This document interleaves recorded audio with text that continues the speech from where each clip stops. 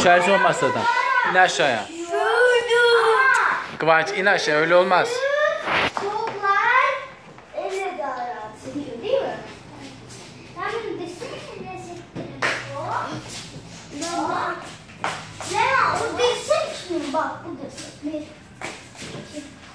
Benim tuvaletim geldi. Büyük. Ben tuvaletimi yaptım. Ay. Evet ben biraz geç kalabilirdim. Haydi tuvalete. Leman sen büyük mü yaptın küçük mü kaldı? Küçük mü yaptın ben büyük. Balonunu al eline bir. Sen? Al balonu eline. Kıvanç tut sen de. Geçin karşıma. Lemaycığım sen de. Heh, balonu tutun bakalım. Aferin. Şimdi havaya atın dediğimde atıyorsunuz. Tamam 1, 2, 3.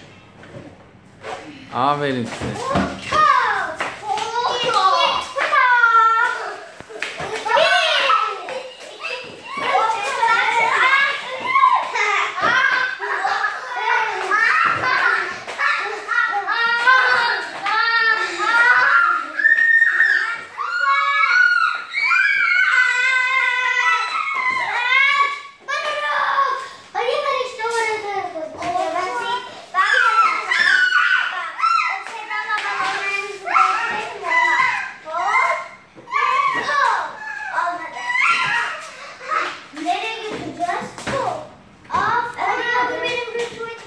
Hadi gidelim.